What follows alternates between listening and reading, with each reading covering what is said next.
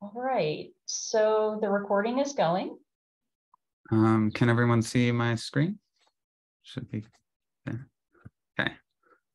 So this is my desktop. It's very boring, but I'm going to pull up some things.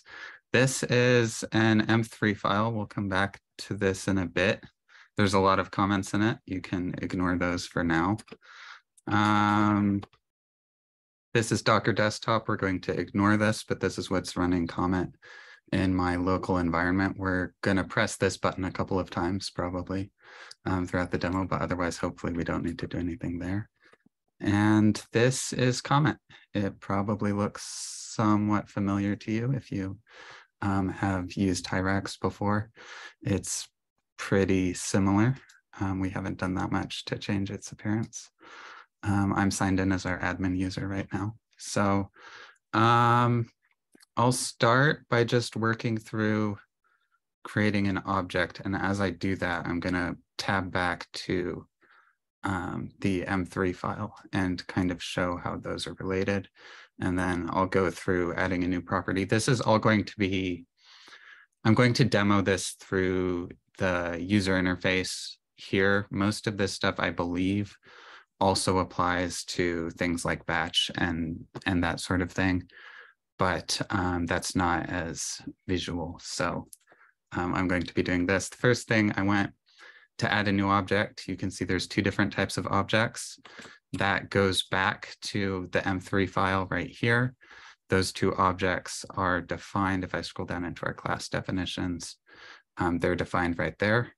You have generic object, geospatial object. The display labels are commented out right now. We don't have display labels for classes implemented properly.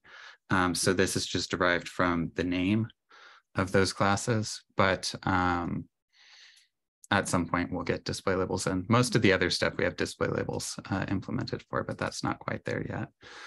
So I'll go ahead and create an object there. You'll see at the top here, we have the title for the object. And then additional fields down here has all of our other additional fields. All of the things in the additional fields section right here, these are all defined in the M3 file. Title is the only thing, and title's required by Hyrax. That's something that Hyrax has built in. We haven't specified that in the M3 at all right now, but everything else on this page, none of that is in code in Hyrax. It's all in the M3 file. So I will go there and we can look at it. Here you have our sections. I'll just call that out right now.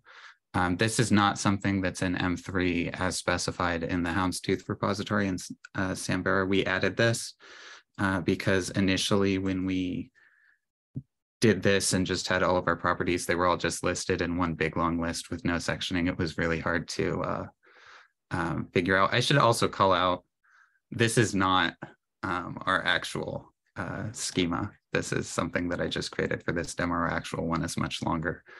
So not having headings for that made it quite a long list. So we added a sectioning field to the M3. And there are a few things like that that I'll call out where we've changed how M3 works a little bit. The other thing I want to call out is that it works with just a sort of to the spec M3 file as specified by Samvera. We haven't broken backwards compatibility with that. We've just added some new features like sectioning here. So here are our property definitions. They look a little different if you've looked at what M3 looks like. Here, I'll go and I'll start one. What M3 looks like, if you look at the houndstooth repository, is like this. You have the property name as the key, and then you'll have things like display, label, alternative, title, available on class, generic object. This is what things look like when it's specified in houndstooth. You'll note this looks a little bit different. We did that mostly for our own ergonomics. This is still supported again but we found that we were repeating ourselves a number of times. One of the changes that we made right away, we added this name field. This isn't a part of Samvera Houndstooth. This is just the name for computers to make it explicit as opposed to implicit from the key. So we added that, but then we were like, well, we're repeating title alternative twice there. Let's not do that. So at that point, we went and we changed it into a list. And then the final change that we made is that we gave the list a YAML key, and I'll get into what that does in just a bit. So that's how we've done things. You can do it the other way. Class isn't required. You can just say available on, but you can specify class if you want there. So that's the major change there. You'll notice some things are commented out here. Those are things we don't support yet. I wanted to be clear which things are GEM currently supports and which ones it doesn't. Some of them, like property URI, we're probably never going to need that because we have mappings, and I'll get into the mappings in a bit. And cardinality is technically supported. It's not really enforced right now. We don't have validation checks in place, and you'll see validations is commented out here too. That's all future work that we're going to be working on. Section, you can see I've added the section there, and then available on. This is available on generic objects. So this is what a property looks like here in the M3. The display label, the definitions, this doesn't have usage guidelines, but if it did, that is also supported. And that all maps into the alternative title right here. And then here you can see why we have these keys. We've made a separate geospatial title alternative, which inherits from the original title alternative. That's what that does. That's a YAML syntax to do that. So by giving this a name of title alternative up here, we're able to include it here, and then it inherits all of this other stuff. So it inherits the name, it inherits the data type, all of the other things except for what we've overridden, which in this case is the usage guidelines, and then it's available on geospatial objects instead of generic objects. If I go back here into my objects and create a different new object that is a geospatial object, you'll see that the additional fields here are different. They're much smaller because I haven't added very many properties for your geospatial objects, but let me scroll down here. You can see this has the usage guidelines. It talks about map sheet codes, which is something which is relevant to geospatial objects, but it's not going to be relevant to any object. So that mechanism for deriving properties from other properties is something that we added, mainly because we have this situation where we have a lot of properties for generic objects and then ones that are mostly the same for geospatial, but maybe the usage guidelines are a little different, or there's something else there that we want to handle somewhat differently. We didn't want to repeat ourselves. So we added that capacity to extend an existing property. And that's why you see those changes in syntax there. I'll go through the rest of the properties really quickly. Identify properties. This is an example where I've just created one identifier property that isn't used at all. It's not a real property. The available on is null, but it has a mapping set up. It has all this other stuff set up. And then for all of the actual identifiers, I've gone and I've just given them a different name, different display label, different definition, and they're all inheriting from the abstract one. And they actually have an availability right there. So all of these are defined that way. Probably what we would like to see is to implement this grouping. It's not in yet, where you would just have one identifier property and then a drop down. And so you would click add identifier and then barcode, and then you would specify it instead of listing them all in a big long list here, because that's a lot of identifiers. But that's not quite in yet. So right now they're just listed like that. And then at the end we have notes. So let's go and create a test object. Let's give it an alternative title.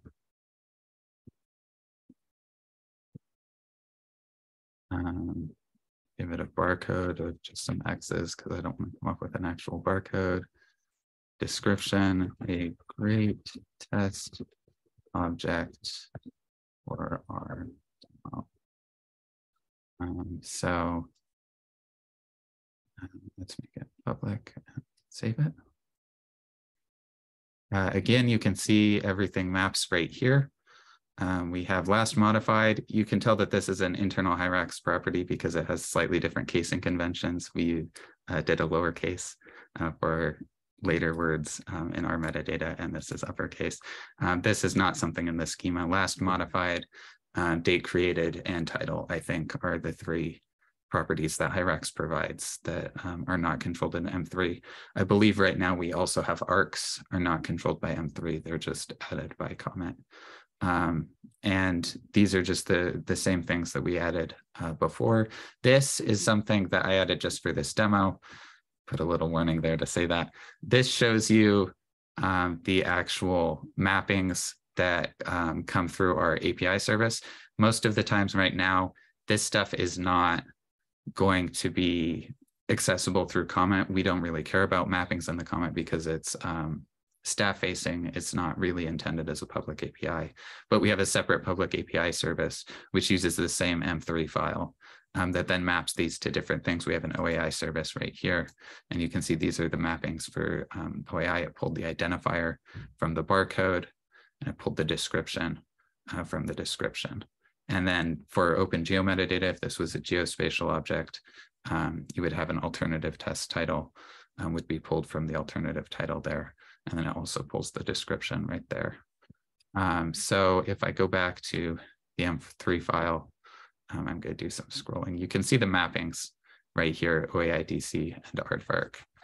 And if I scroll up, I believe they're defined at the top. Yeah, here you have OAI-DC and aardvark being defined. Something that we added is this IRI field, which formally specifies what the mapping is.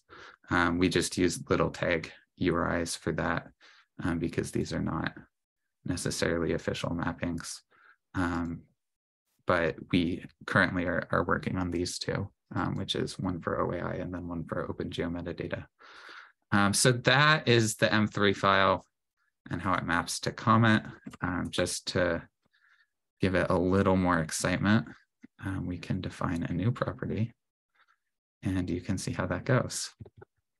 So let's go here. We'll call it new property. Let's give it a name. By convention, we keep this the same. And this is the internal name, which is used by comment and the metadata service and Valkyrie. All of this is stored through Valkyrie. We use Valkyrie hierarchs. And it's not intended to be public facing really, but the display label is new definition.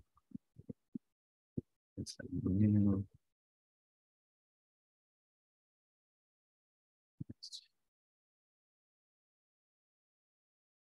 square.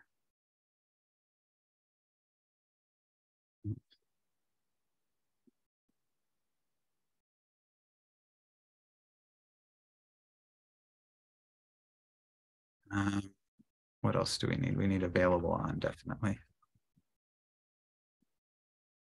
And let's add that to a generic object.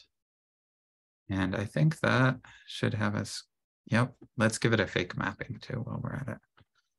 Let's give that mapping for OAI-DC. And then what's our syntax there? Just the URI. And you can give things multiple mappings, I'm pretty sure.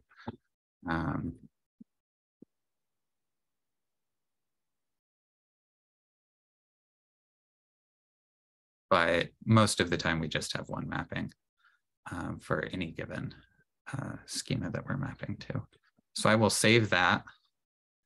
Then I will tab over to Docker Desktop and press the restart button, which will reload the schema.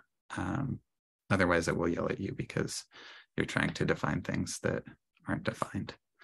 And then we should, if we go back to here, and my Zoom window is kind of in the way, but well, here, let me hide this.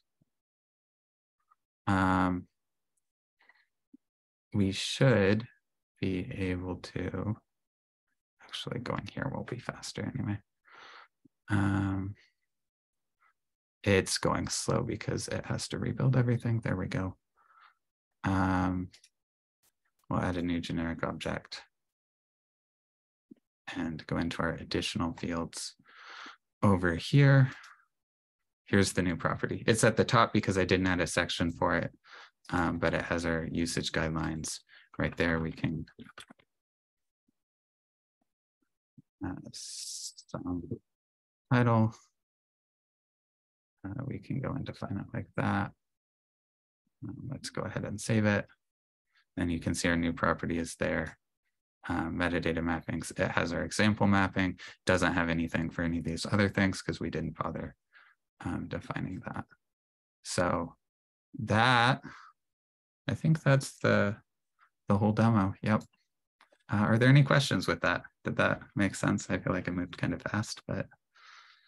I can turn off the recording when you're ready. I don't know if people want to do questions after the recording, but if you have any other comments you want to say while it's recording. I'm not sure I do. I think that's the other thing, I guess, that I'll call out again is that, well, two things. One, this is all kind of bleeding edge comment right now. Like I said, it's in Valkyrized comment.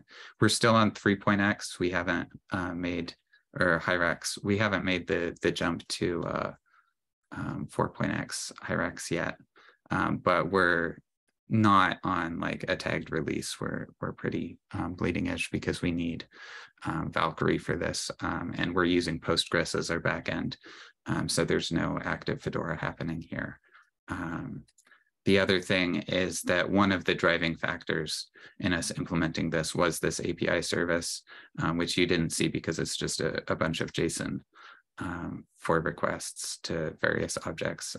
It's not as easy to visualize, but that's being able to share this one file and pull it into both different services was really the driving factor behind us doing this work. So I think that's all I have to say in terms of a summary, unless Chrissy, you have anything to add. I was just going to add, I think this was awesome. Thank you so much for putting this together. Mm-hmm. Oh, and actually one thing I added this in the chat, but one thing I think that's important from a contextual standpoint for the recording, if this is going to be shared, is that if you're not familiar with Surfliner, both UCSD and UCSB are deploying separate instances of Comet from this to our own infrastructure using the same code base. So we don't support like separate per campus forks, but we do have separate metadata models. And so that's part of the why behind why we are implementing this, is because we're trying not to fork. The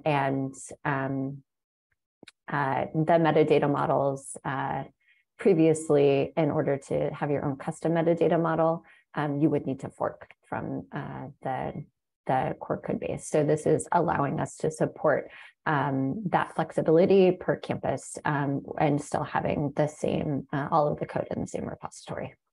But that's the only thing to add. Yeah, I'll point out that this is test metadata.yaml. We also have a UCSB metadata YAML and then a UCSD metadata YAML. And that's just, there's a environment variable when you start it up that determines which YAML file it reads. And that's what determines the rest of this.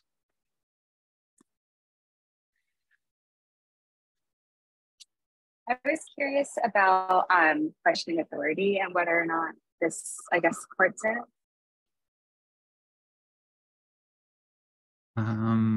Could you say more about that? Like whether, like how, if you could specify a question authority URI and have it get resolved to like the term? Yeah, we don't have that sort of thing implemented yet. You'll see right here, we have controlled values, which is null. I think that's where in M3, that sort of stuff will go. We haven't done that so far in any of our implementations. It's something that we'll be looking into. I think UCSD has more of a need for that than UCSB does immediately, but it's definitely something that's on the roadmap to get that sort of thing in, but we don't have it supported yet.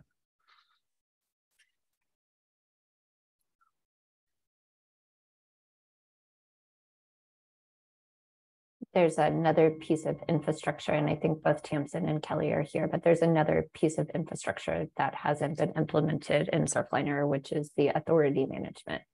And so that work is coming soon.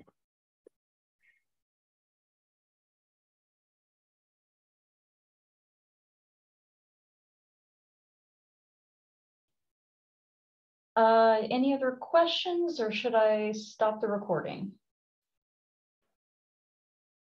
I guess I will stop. Thank you so much, Margaret and Chrissy, for being here. I'll stop the recording.